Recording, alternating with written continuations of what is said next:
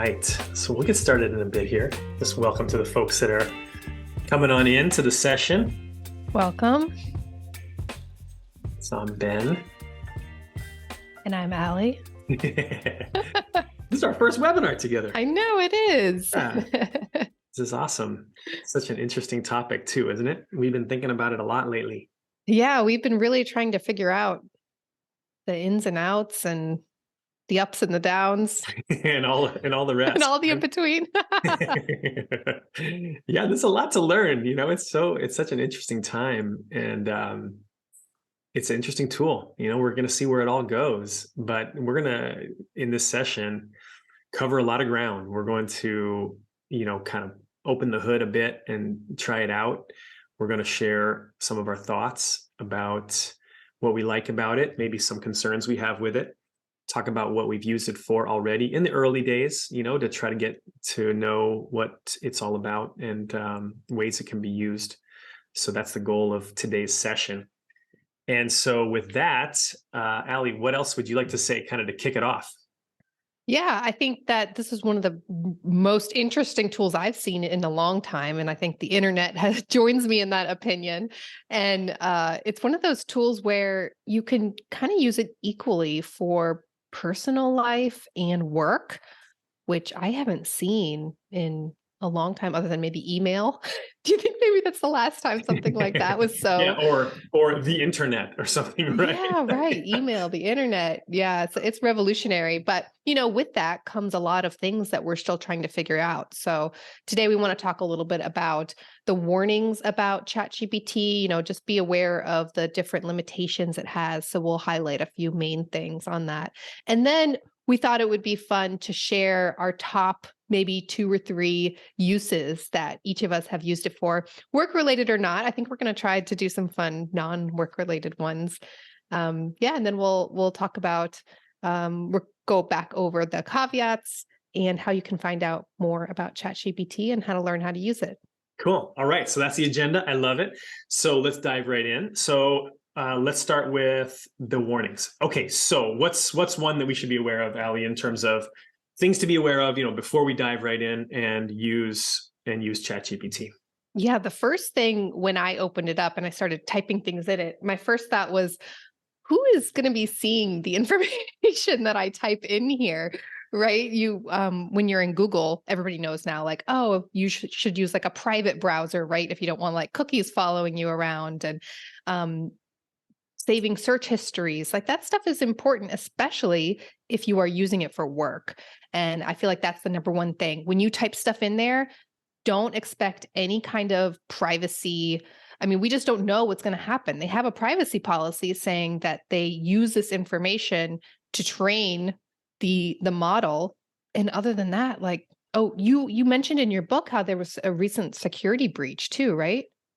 Yeah, there's an interesting thing where some bizarre behavior where other people's searches were showing up in other people's history. Mm-hmm.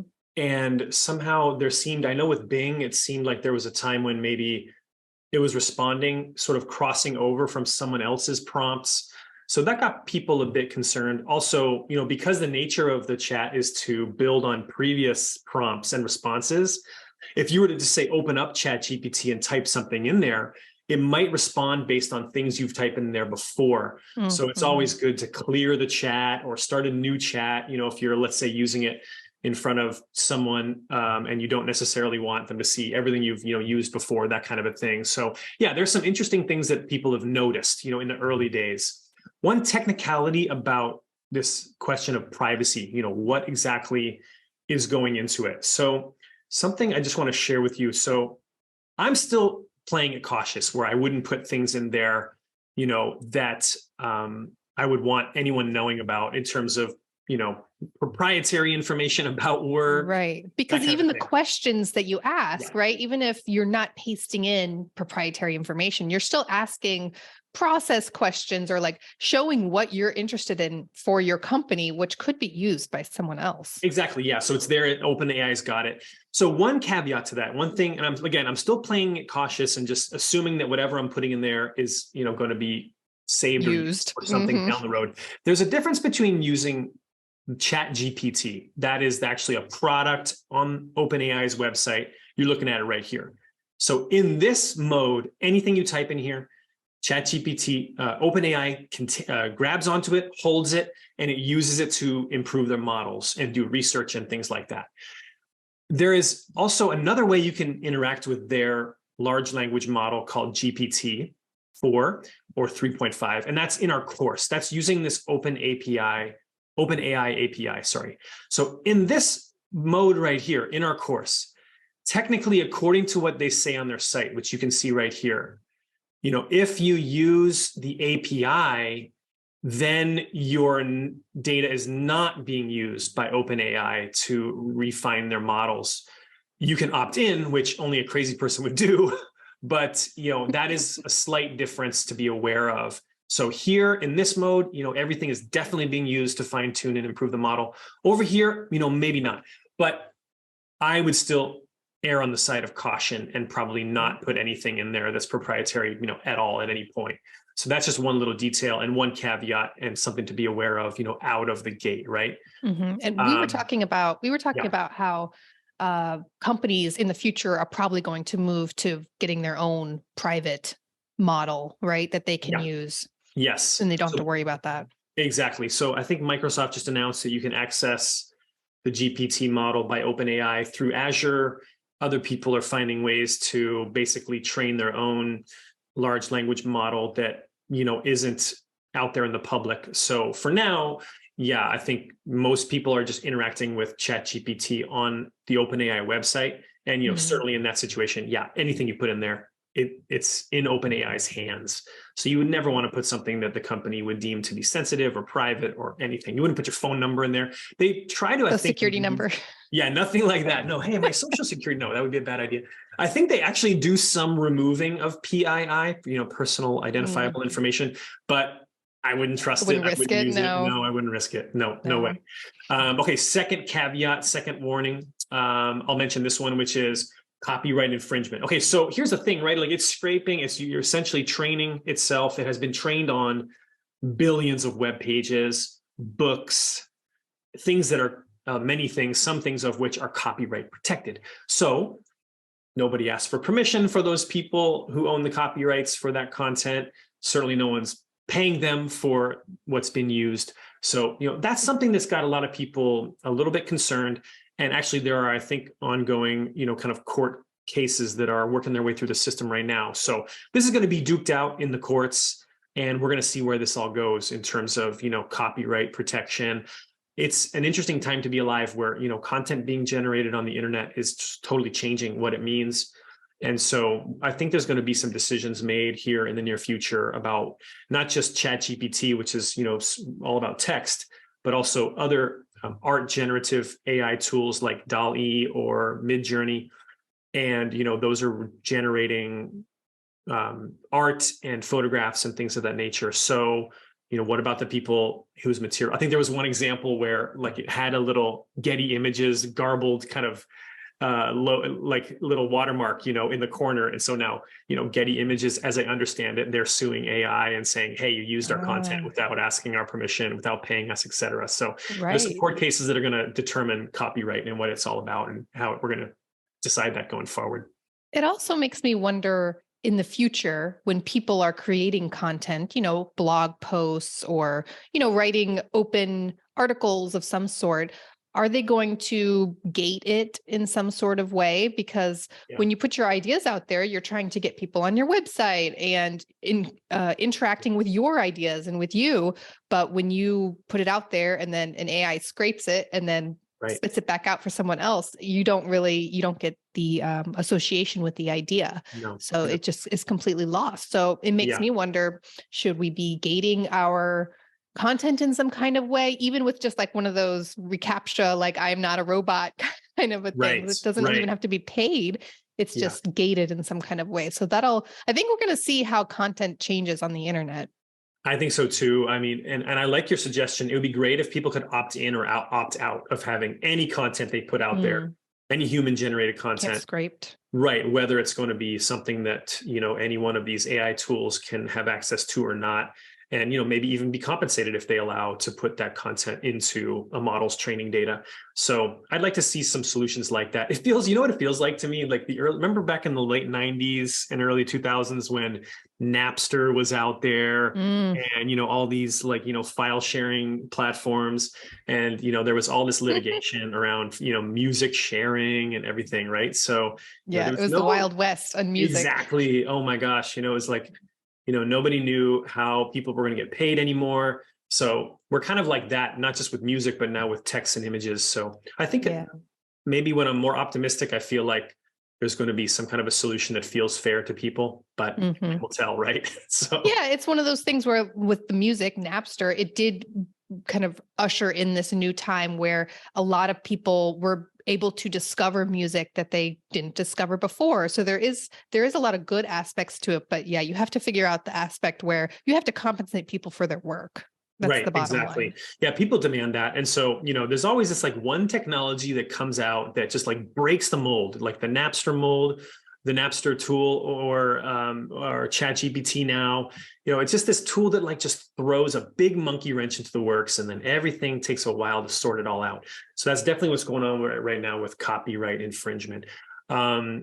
Any other warnings or caveats? There are a few, right? So what's another one that you'd throw out there, Alli, about what people should be aware of when they're trying to use ChatGPT? Yeah, I mean, you should be really careful about the accuracy of the information. Always double check. I have found I get the best information out of ChatGPT when I'm feeding in my own information and just having it, summarize or tweak it in some kind of way.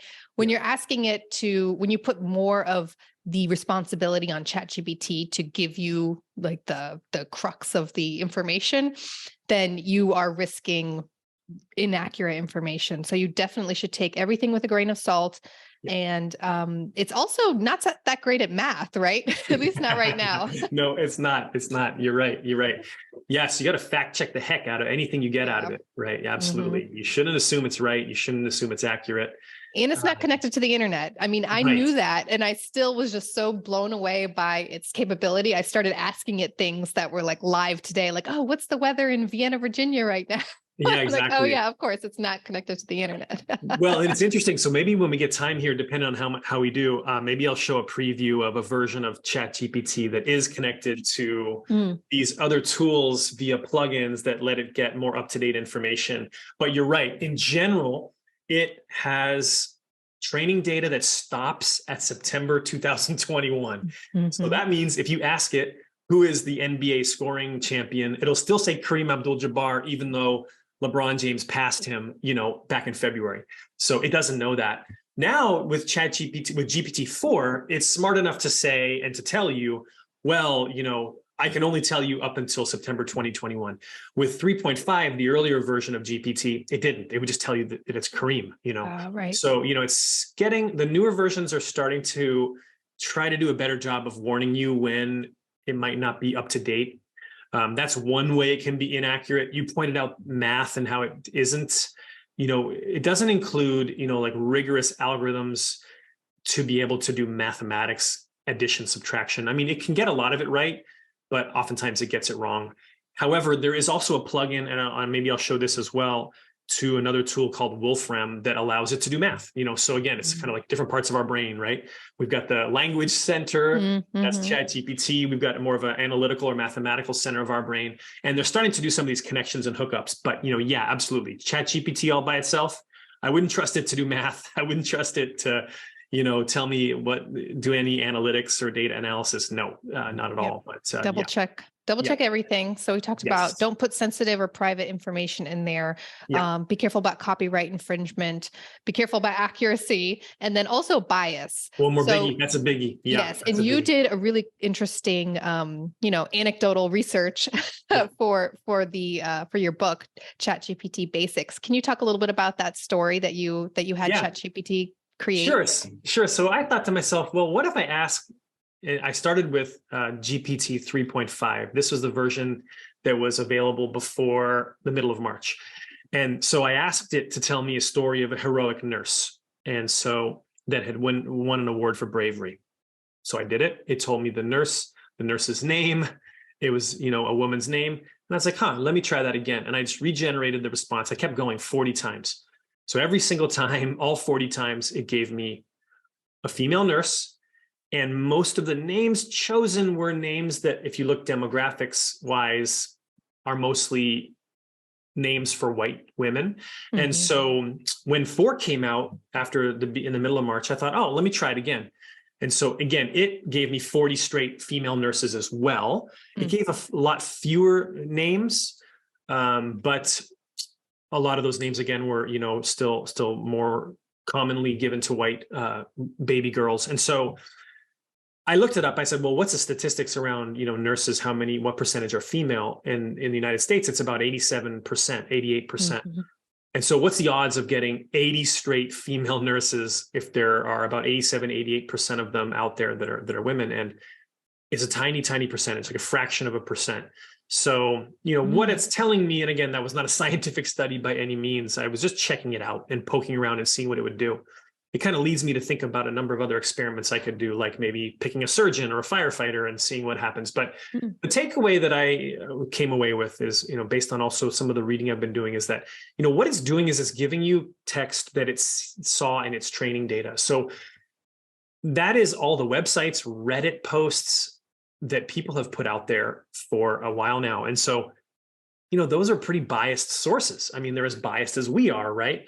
And so it seems to me that we might want to be aware of that what gets generated might reflect some pretty severe societal biases that exist that even potentially we have.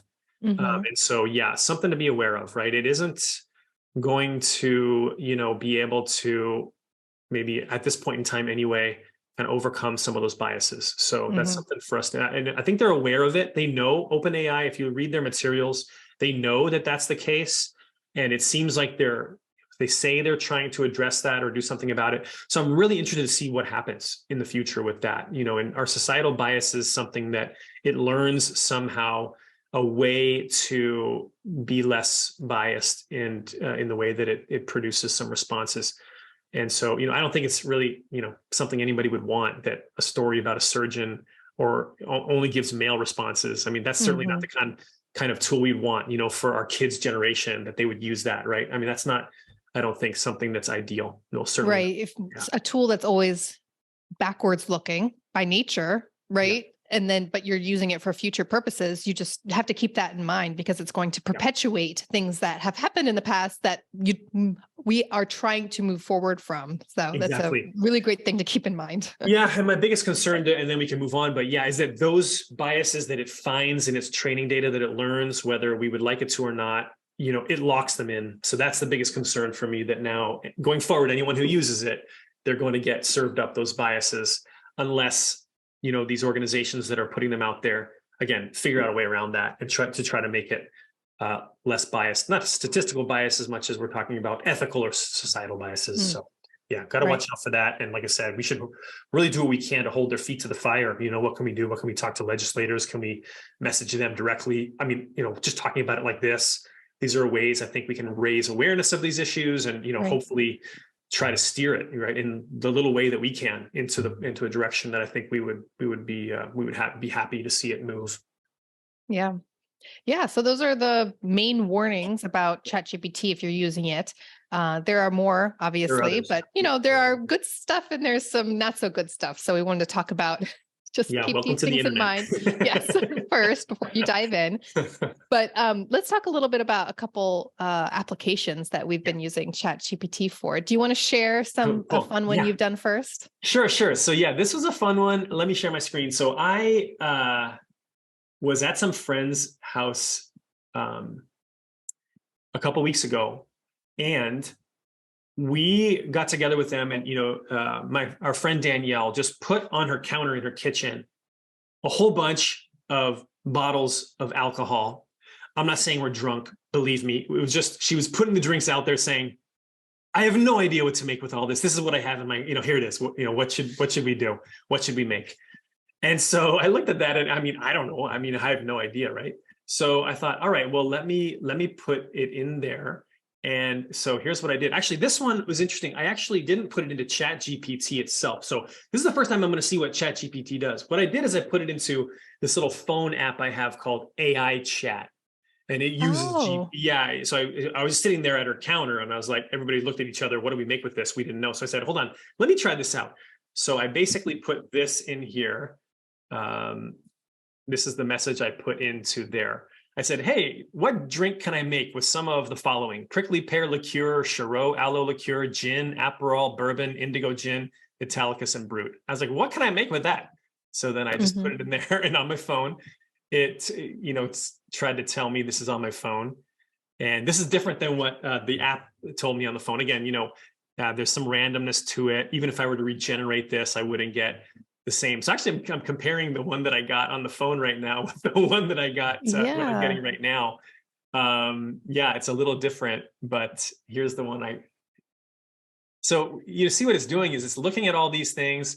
It's saying, what's a good drink that you can make with all that? So it wants me to make prickly pear aloe spritz. There you go. So I didn't know what way to combine these ingredients in a way that would be appealing or tasty or anything. And so I wouldn't have known where to start. I'm not a mixologist like my brother-in-law, Lorenzo. He's a genius at this kind of a thing. I actually just texted him this morning and I said, hey, what would you make with this? And so, what he said was he responded back. I was surprised he was awake because he works late at night, but he said probably a sour or a spritz, but you can also do a pear old fashioned or a version of gin martini with Italicus or pear. So that's Lorenzo, my brother-in-law from Florence, Italy. So you got the, so the AI answer and the expert bartender mixologist answer, and you put those two together and, maybe try them out. So I thought this was a good way to combine ingredients to try to take what was out in front of me and figure out a way to make something useful out of it. So that was, and it was a big hit. I mean, we made the drink, people liked it.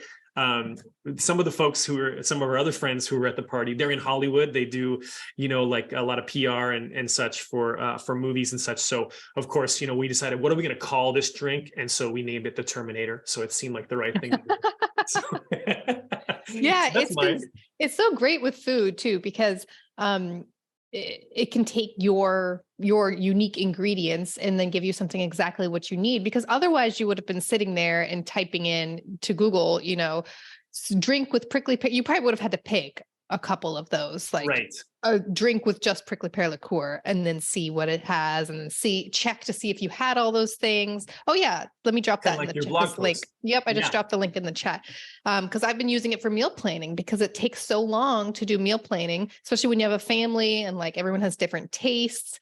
And, you're trying to minimize food waste, and you want to not have 1,000 ingredients per recipe. It's, as you can see, there are so many variables that go into creating a meal plan, and it's the perfect application of ChatGPT, in my opinion, because it can go through so much information and give you something really succinct. I mean, all the way down to at the bottom, it has the ingredients list, so I can just walk into the grocery store and grab this, like all the stuff that probably fits into 2 bags, and then I've got meals for the week. It's been a real lifesaver for me. Awesome. Cool.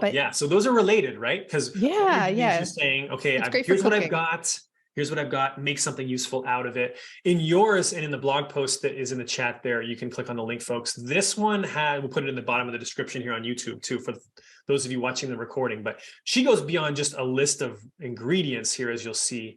The list of ingredients, yes, that's one of maybe something like what, Alli, like 10 different variables in here. People can customize how many people, how much money do you want to spend, that kind of a thing. Preferences, what tools you have or don't have. Right, like an Instant Pot.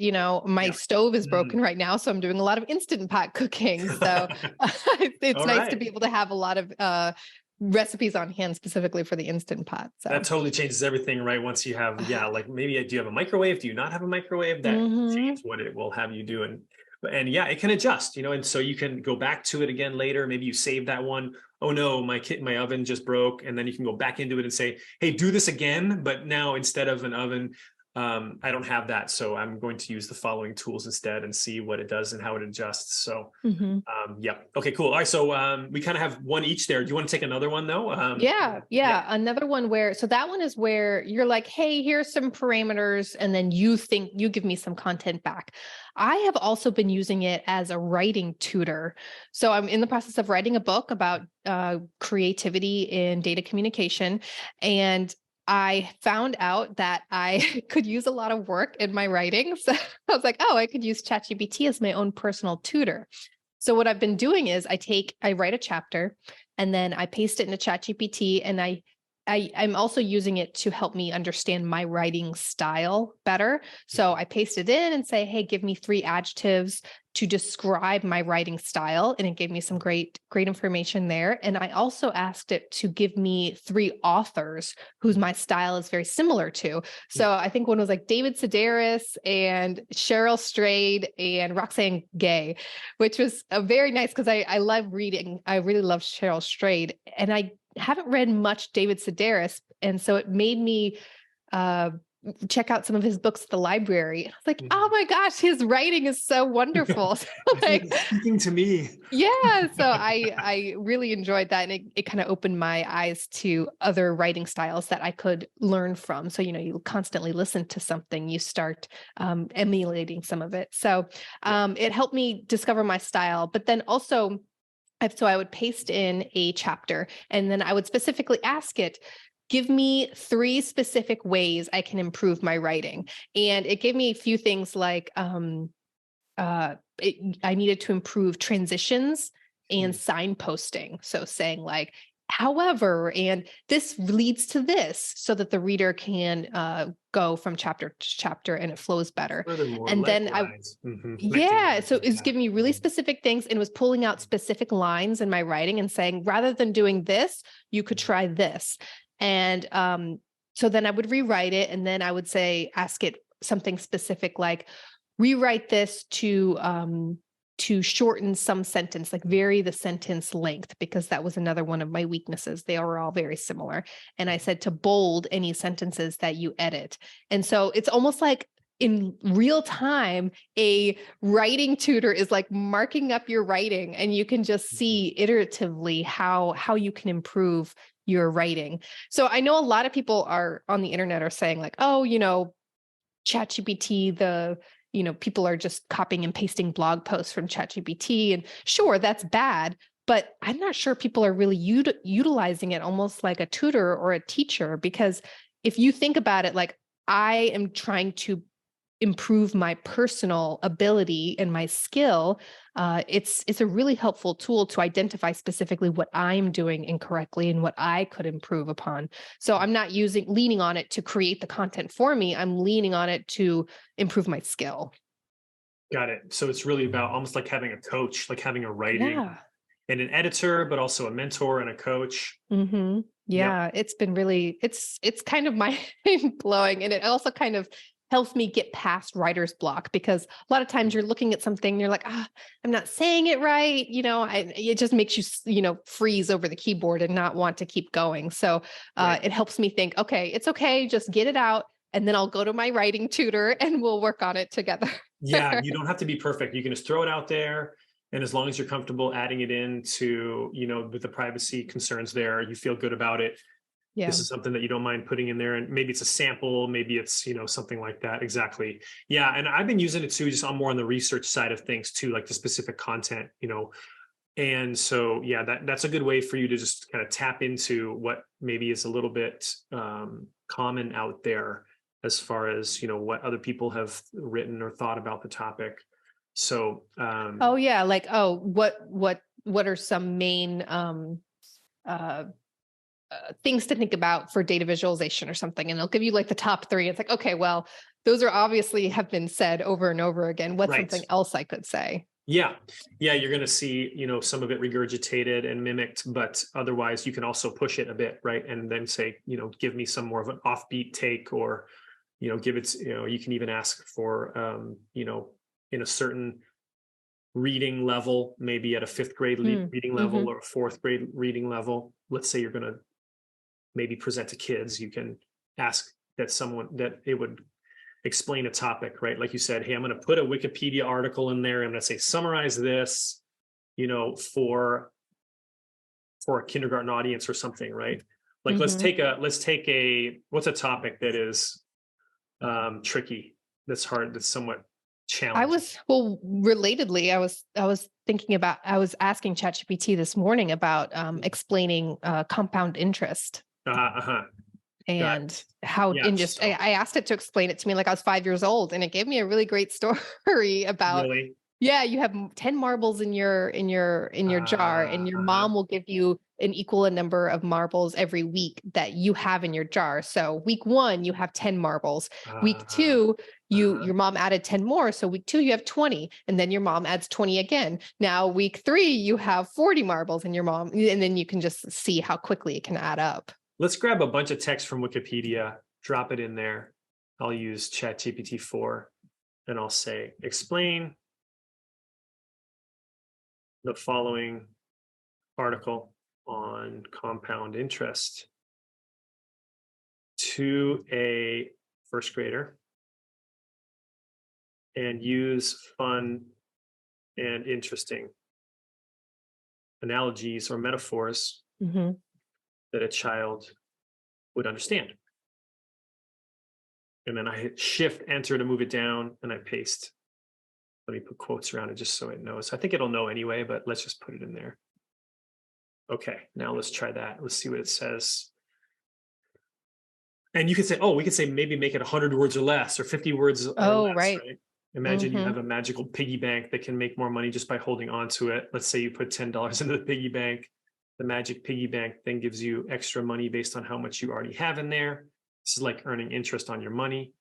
Now imagine that instead of taking extra money out of the piggy bank, you decide to leave it inside, and then the magic piggy bank will give you even extra money because you have more in there now. So yeah, so it's cool, right? Like it's a cool way to describe it. A kid might be like, okay, yeah, I get it. I understand what you're saying. And so again, all we did was just paste all this massive article in there, right? So yeah, and I was asking it this morning to give me a visual metaphor for explaining compound interest. And, a lot like this piggy bank, it's like that works, but maybe not the best one. I have found just like you could just type back in there saying, try again. And it'll give you something else, or being more specific, again, like use 100 words or less. Yeah. Okay. And be more specific in what way? In how the money grows or something like that. Because I feel like sometimes that's what's missing in compound interest is the visual aspect of how something, you're taking a percentage of something, that thing gets bigger, then you're taking a percentage of that thing gets bigger, So it's interesting. It's using seeds. It's turning money into seeds. It kind of got a little more complex. Now you get a money tree. But I asked for a shorter one. I think you broke it. Yeah. And so I can say, okay, maybe that's better. Maybe that's worse. I could just regenerate it, right? To see, okay, let's try again. Okay. Now it knows it's a tree. Okay. Yeah. I want to mix it up a bit. Exactly. Yeah. So I went through this process asking it for the visual metaphor for compound interest. And, it gave me like a snowball, which sort of makes sense. Like as it's growing, it's collecting more.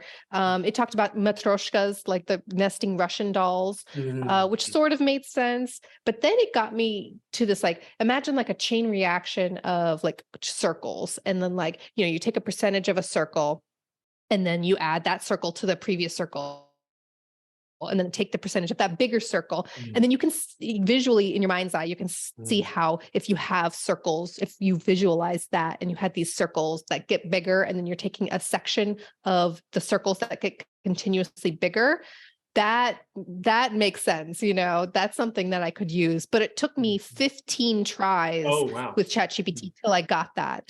But 15 tries takes 10 minutes. It's definitely faster than me trying to figure it out by myself. It probably would have taken me half a day. Yeah, exactly. And, maybe wouldn't have thought of that specific metaphor or analogy ever. Maybe you would have, come up with a different one, which would have probably been great too. But this is a good input, right? Maybe you go with that, maybe you don't. Maybe you combine that research with other research reading websites and books on the topic, and you kind of put it all together, right? And then you're the person collecting all these inputs, saying, okay, what do I want to use now as, the Right. metaphor or the image that I want to put out there in, my content. So Right. that's what I love. It's all You about, as yeah, go ahead. you as the expert Yeah. it's a great brainstorming tool if you're acting like the expert and you have enough skill to understand what is a good answer, what is not a good answer. Yep. I mean, the word thick filter is what I think about. This is some input. Okay, I'm going to put it through this really thick filter that what comes out the other side isn't what ChatGPT just spit out at me, probably. Right. Something. So that's especially for when I'm talking about, writing that I really want to reflect, my own voice. I'm sure it would do a good job mimicking my voice, but sometimes I'm stubborn. I'd rather be the one to articulate my own voice. There are some times where I would, say I'm okay rolling with what it comes up with pretty much one-to-one. Like, here's an example that's sort of related to this. What if we said, okay, we've got this course and we're going to we need to put out a tweet or a LinkedIn post or something, right?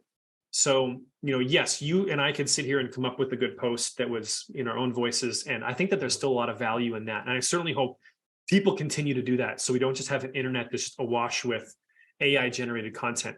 But if you wanted to just see what would it say, like what's a way to promote this, I could just copy it all. I'm going to copy this, go over here and say, let's put a new chat because it has nothing with compound interest, right? So I'll start a new one. Let's go to GPT-4 again, and we'll say, I need to write a LinkedIn post that's engaging and interesting and that explains to my following of mostly tech savvy professionals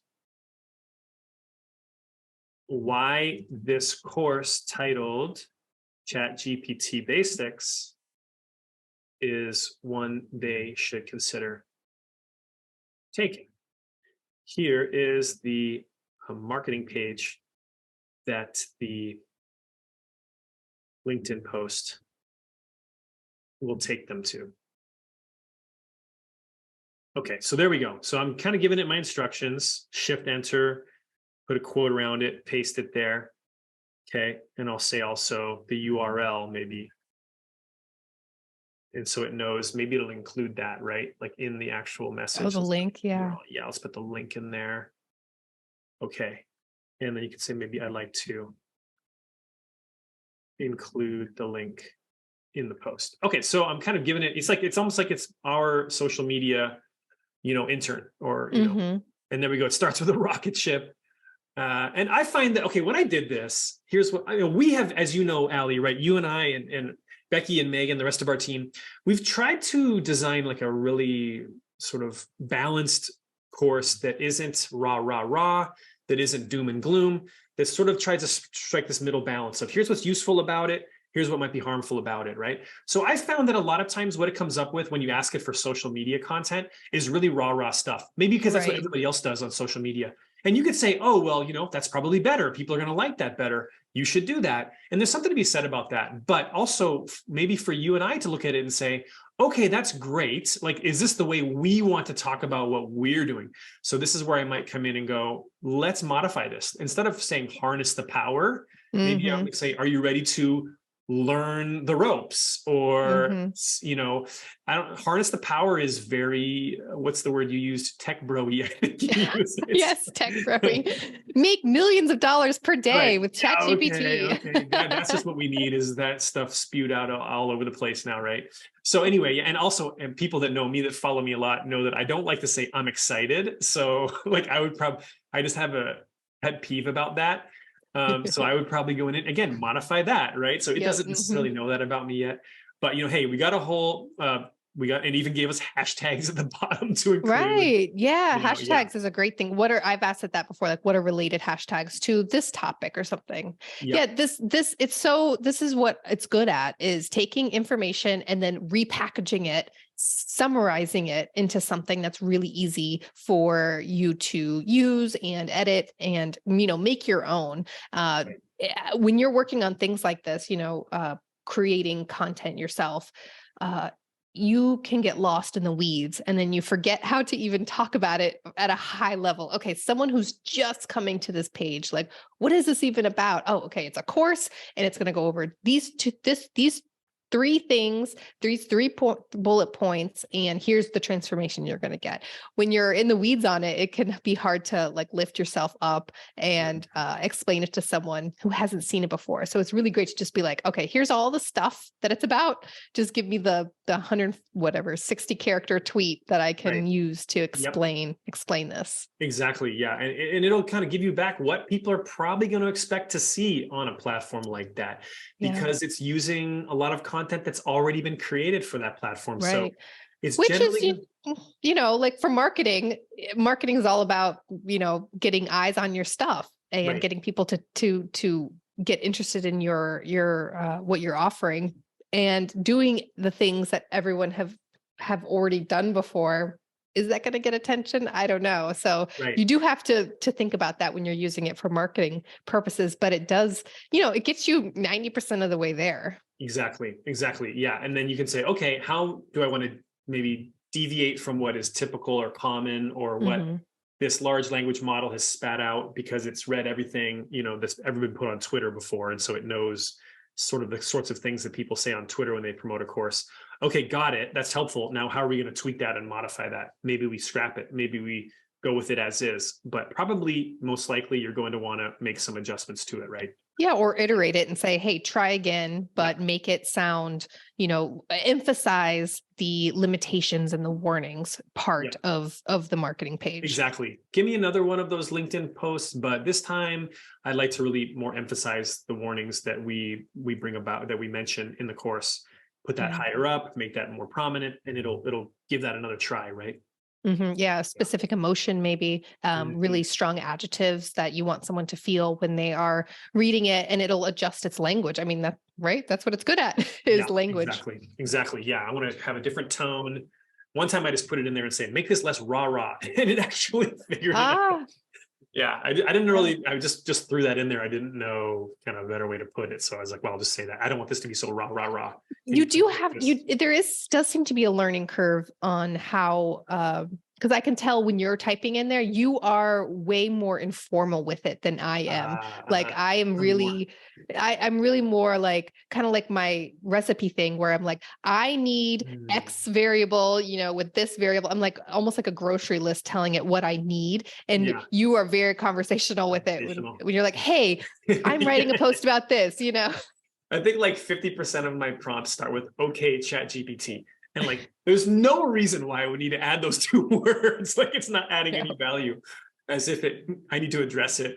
But it's funny because your mind slowly starts to shift, like, oh yeah, this is kind of something I can talk to and I can be iterative. It will remember what it just gave me, which is, not typical, not something we've interacted with like that much before. Exactly. It's such an interesting experience. I mean, I got to say, I was very, very skeptical early on about these tools. I saw people talking about it so that it could create full-on blog posts for you. And I thought to myself, that's just terrible. The last thing we need is a bunch of companies spewing out a bunch of formulaic AI-generated blog posts. And so this is about 6 months ago. I was pretty vocal too, saying, this is a terrible idea. We shouldn't be doing this. We should really only be putting out there what's human, And then I had some interesting conversations with people in tech, people that I have a lot of respect for, who are a little more open to believing that it could be useful for some kinds of writing, maybe, but not all. And so I was still very skeptical. Then when I started trying it earlier this year, I was just blown away. I mean, I just couldn't believe how articulate it was, how responsive it was. Couldn't believe it. I've never seen anything like it. So then I kind of swung all the way over to, this is amazing and it's going to change the world. And I think that it's true. It is amazing from a technological point of view, what it can do. Nothing like that, I think, has been put out there that broadly ever in the history of the world, So I still believe that's true. And I'm also, though, gravely concerned, about what does this mean? What does this mean for a lot of things? What does this mean for what it means to be human? What does this mean for what we see out there? In fact, actually, you and I were just chatting before the session started about this book I just read right here called Clara and the Sun. I finished it this morning when I woke up. It's by Kazuo Ishiguro, and it's all about this exact topic, the main character is an artificial friend, an AF named Clara, and she is owned by this, young girl who's growing up. And so the book really, and the whole book is told from the point of view of the AI. And so it really raises some interesting questions and, dilemmas, like what does it mean to interact with a human versus something that's not a human? What is special about what a human creates and the relationships we have with humans? I think back to that interaction I had with Lorenzo about his recommendation for those drinks versus what came from the bot. Right. What's different about that, right? And so I won't spoil the plot because it's a really interesting story. It builds very slowly and there's an interesting twist in there. But ultimately, I think one of the key takeaways is that, what's different about what I would write, let's say, and what ChatGPT would write is that if you knew, the difference isn't necessarily me, because it can do a pretty good job mimicking me, as we've seen. Mm-hmm. What's different, though, is if you know that I wrote it, like that changes you. If you know that I didn't write it, again, that changes you and the way you think about what's been created, the way you feel about what's been created. So this came up back in January. Actually, October was when this organization, they run a mental wellness sort of chat platform. It's called Coco. And so they ran an experiment, but they didn't tell people about it. What they did was they said, well, if you're a person giving support on this platform, we're going to give you some AI generated responses to people that are chatting in to describe some, duress or stress that they're under. And, you can choose as the respondent whether to paste the chatbot's responses in there or not. And so they didn't tell the people until after the experiment. Hey, by the way, did you know that, these responses were responses that were, kind of co-authored or, co-generated by a robot, by AI. And so as soon as people found that out, they, many of them were not very happy about that. And they felt that what was said to them, they had a whole different feeling about it. Right. So, Right. And I think the reason is because, again, if you're going to say to me, oh, okay, let's think about it one way. Maybe I go to a website and I say, I need some help booking a flight. And it says, I understand that that's your need. I don't have any problem with a bot saying, I understand your need to book a flight. That's fine. I'm glad that it understands that I need to book a flight. That's why I'm talking to it. But if I say I'm having a really bad day and it says, I understand that you're suffering, and then I find out that it's a bot, I'm going to say, well, no, you don't. Maybe no, you don't. So, no, you don't have I'm thinking. Right? Exactly. So, again, that totally changes. Now, if you say that to me, oh, that makes me feel better. Yeah, Alli and I, we know each other, and she's feeling for me. So it's like you thought there was a human connection there, and there wasn't. It was fake. And exactly, I could see how that would make someone feel tricked. And there are times so one example is I like guided meditations, but when you are in a particular mood, you only have a certain amount of time. You have a certain particular goal.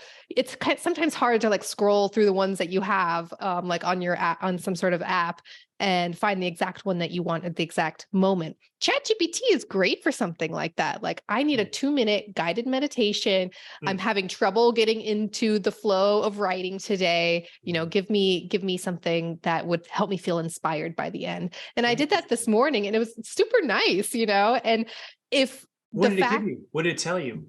Oh, it was just a very nice thing, typically how guided meditations, find a comfortable seat. And it was just telling me very inspiring things about, remember that writing is a journey, and visualize yourself sitting in front of the keyboard and, writing the first chapter of your book and feeling proud of yourself after, that kind of stuff. Got it. That particular aspect, it sounded human, but I didn't need it to be human. I didn't need that. I didn't need that to be coming from a human, even though that's a very kind of squishy, personal thing, Right. But I didn't need that to be a personal connection with someone else. I just needed to hear those words. Interesting. Yeah, that's so interesting you say that. So, because you were going to go on a journey in your own mind anyway, and it was fine that it was created by some artificial intelligence to kind of give you the steps to take. That was totally fine. Yeah, it's interesting because Becky and I, we love listening to Ram Dass, and he has some interesting guided meditations we listen to from time to time. And it's interesting because, sometimes we have the opposite point of view where, knowing that it came from this individual who had this Ah, remarkable life, even maybe more so if we were to have a relationship with him, at some point, which we had not prior to his passing. But so in some situations, we also love Thich Nhat Hanh, the late, Vietnamese Buddhist monk who writes a lot of great works. And so it's interesting, because sometimes it just means a lot that it came from that specific human being. But, mhm. yeah, there are other times where maybe it's fine that it doesn't. I think of also, I was having this conversation with my 20-year-old son, Aaron, who has been going to the gym at college, and he made a friend with a personal trainer who's been giving him a lot of instruction, on how to just kind of exercise and in the gym. And so this person has given him a lot of input, and he's speaking very highly of this person who's now become his friend, and all that, right? And then I compare that with, and that's been great for him. And then I compare that with one of my other examples I was going to show here. I'll just paste right into here, where I said to ChatGPT, hey, you know here's a scenario. I'm a 44-year-old working professional male, and I go through a little bit I don't know, maybe it would help if it knew something about me, what my goals are, what I Mhm. have in the garage to Oh yeah. use, Yeah, just like a recipe, right? Yeah, exactly. And so I was like, okay, I don't, maybe I could go talk to Aaron's friend, or I could just put that in there and say, all right, what's the artificial personal trainer going to tell me to do? Ah. Which it gave me some well-rounded workout plan. And actually I did this, and I did it yesterday for the first day. So let's just say I'm pretty sore, but Yeah. I'm going to give it a shot and see how it does. And this one's kind of getting pretty detailed about ways to use some of these different pieces of equipment here. And yeah, kind of again, it's like there's a human recommendation or input. Now we're also being able, for the first time, really at the snap of a finger, to be able to create an artificial recommendation or input. And so again, I find that what I'm really thinking about a lot these days, which is what came up in this book, is what is the difference? What is the difference between the input I got from a friend or the input that I got from the bot? And so Mhm. yeah, I think it's just changing what it means to be human, to interact with humans. It changes. It's a new tool we have now that gives us an ability to get an artificial input that can be helpful, but maybe in some ways less helpful. I don't know, some ways more, some ways less, right? This, Yeah. unlike Aaron's friend, has got, I don't know, millions and millions of fitness articles that it's using to Right. pull. And so maybe Aaron's friend, certainly it wouldn't be reasonable to ask him to be familiar with that massive body of content, right? Probably not going to be something that person, of course, not that person would not be able to retain all of that information, right? Yeah, it makes So you wonder as a business owner, we have the data literacy training company, this person has their own physical training company. You'd right, have to think, okay, if somebody has all the information succinctly at their fingertips, what's the thing that sets you apart yeah, from yeah, the person using AI? What can you offer that right, the AI can't offer? And a lot of that is human connection. And so, yeah, like the cohort type things where you're going through something together, I feel like we'll see a lot of people leaning into human connection yeah, rather than exactly, these exactly, beautifully succinct, here's the information. It's like, no, I don't need any more information. I need right. human connection. Yeah, it's like a nice bow on it, but there's no person there. So I saw Yeah. an interesting post on LinkedIn. I think it was yesterday or today. I can't remember, but the person said something to the effect of, you're not going to lose to AI. You're going to lose to a person using AI. So Mm-hmm. I thought that was interesting, right? That it isn't like, oh, is it me doing it or is it the AI doing it? There's this other middle ground, this sort of, I guess, dialectic approach. It isn't this or that. It's some middle ground, some combination of the two. It's, I guess, the, proverbial, you know, um, person plus machine kind of Yeah. race versus the horse or the locomotive. Maybe it's some Right. combination of those two, right? If you think Ultimately. about, you're not spending time going through and making all these succinct, workout lists for your clients. With those hours of savings, now I can Yeah. put time into making these really high touch cohort systems that people can go through. So yeah, Right. it's, you think about how to use it to save yourself time, and then you can take that time and put it into something else. Exactly. And so then, and that's something else. for the winning solution is going to be something that's just really wonderfully human, because that's the thing that I don't think can be replaced. What is genuinely, authentically, undoubtedly human that can be delivered in a way that's meaningful to people, because we're going to be so saturated with this content you and I have been looking at since this webinar began. It's going to be everywhere, it already is, even images and videos and everything, audio. So then we're going to crave something that's genuinely human. That's what I think is going to happen. And the internet might change to being a place where we don't seek genuine human interaction nearly as much as we have in the last 10 or 20 years, right? I just wanted to, I know we only have a few minutes left before the top of the hour. So I wanted to just show one other thing, just for the sake of, kind of rounding out the topics today. And that is that, I've been lucky to get this plugin, this alpha model for some plugins. So you mentioned one thing about the weather. You mentioned the weather and not knowing, because we talked about ChatGPT only having training data up till September 2021. So there's no way it would know, what temperature is it right now in my town. But there's been a plugin designed to connect it to Wolfram, which is, a computation. Think of it like, it has rules-based. It's very accurate in mathematical terms. It has algorithms and logic that are built in that allow it to do computation. It also has a lot of data sets, including weather. So I could connect to, instead of GPT 3.5 or 4, I could connect to this plugin with Wolfram. And I could say, what town do you live in again, Alli? Vienna. Okay, so I'm going to say, compare the temperature in Vienna, Virginia, right? With the temperature in Bellevue, Washington right now. Let's see if it knows your smaller town. Let's see if it figures it out. And so it's going to see, now you see this little pop-up box using Wolfram. So what's happening is ChatGPT is taking, it does it twice, once for your town, once for my town. Let's see if it figures it out. And so it says, as of the most recent data available, the temperature in Vienna is 55, while the temperature in Bellevue is 53. And then it says, please note that these temperatures were recorded approximately 1 hour ago and may have changed since then. And if you look into Wolfram, you can see this is what it does. It takes your natural language input and it turns it into this pretty simple programming code in Wolfram language, which is, a programming language. And so then this is what it gets here.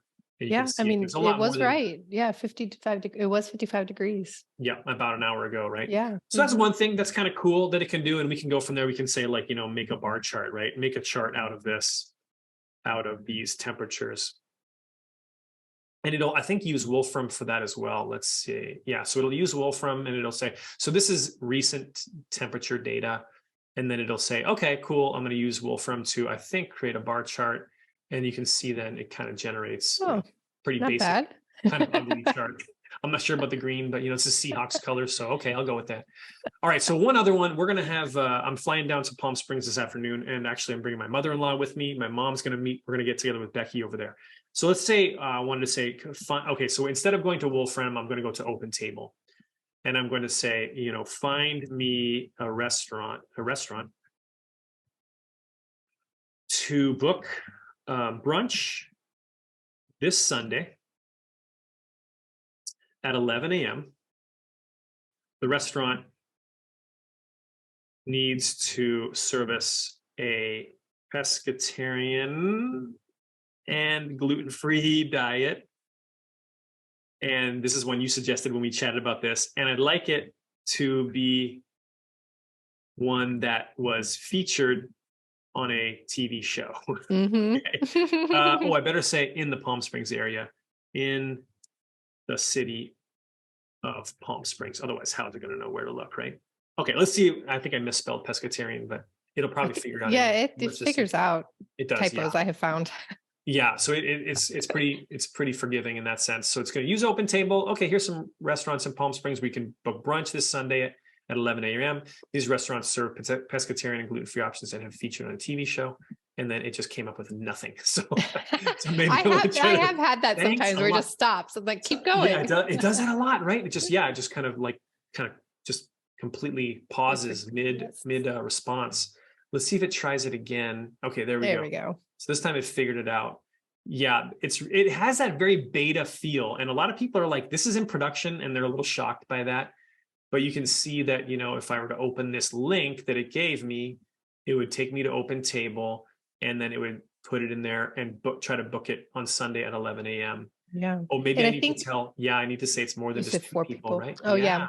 But I think the cool thing, I think the most valuable thing with this is that it's actually looking at things that have availability, because that's the huge thing when you're looking through OpenTable. You're just like, yeah, that fits everything I need, but there's no availability for 2 weeks.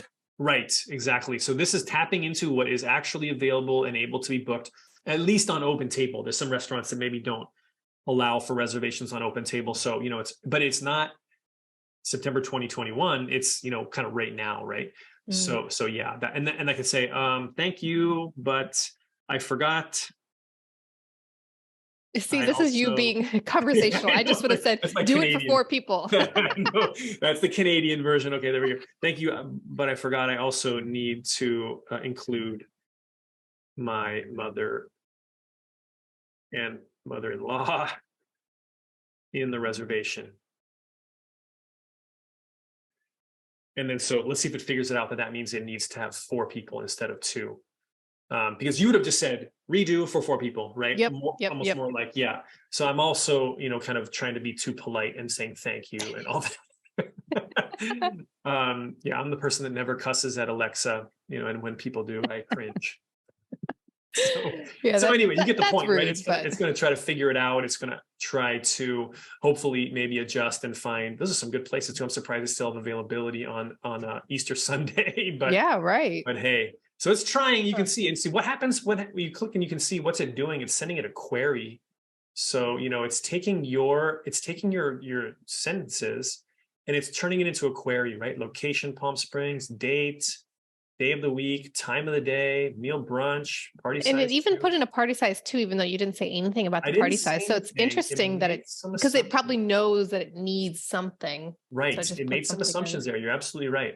So it's going to choke on it for a while there, and who knows, maybe it'll time out. So it's still buggy.